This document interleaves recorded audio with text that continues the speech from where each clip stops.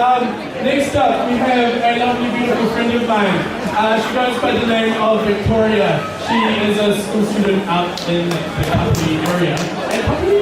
Yeah. Oh, great. Wonderful.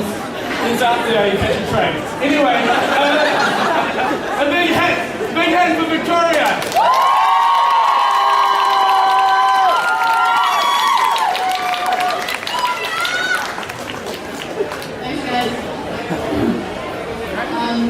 About a year ago, I stood not too many meters from the spot. I was standing there with my friend and I was scared absolutely witless. It was the first time I had ever been to a prayer event in my life. At this time, most of my friends and family and peers at school did not know I was queer, and I just remember feeling so alone and isolated 1 year ago. A lot has changed in this past year. Through groups such as Schools Out, I found a voice. I found a voice to stand up against what I had always believed to be unfair. But one thing that hasn't changed in this past year is the same feeling of isolation that is experienced by the kids in our schools. I'm not going to stand here and rattle off the statistics about queer teenagers in New Zealand who self-harm, because we know there's a problem. We acknowledge there is a problem. We're trying to help. Through organisations like Schools Out and QSAs in our high schools, we're trying to give other kids a voice. But even now, I still expect to be judged. I still expect to be judged. I accept the fact that walking down the halls I will be made fun of.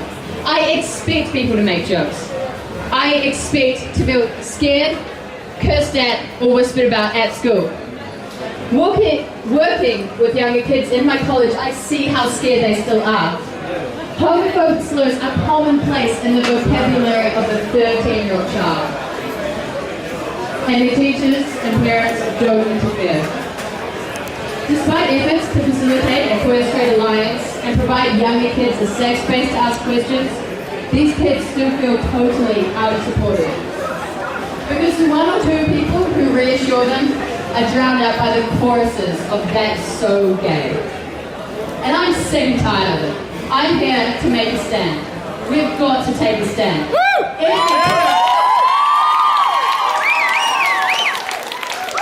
Every teenager in our schools should feel safe and respected.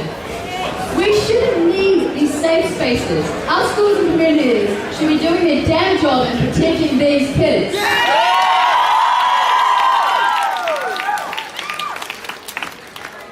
So, despite my own personal discomfort, despite the fact that uncomfortable questions may be asked by my peers following this, despite the uncomfortableness of standing up in front of the stage where anyone can see me, I stand on here tonight because I've got to make a stand. I've got to make a stand to give those kids standing meters away, scared witless, someone to relate to.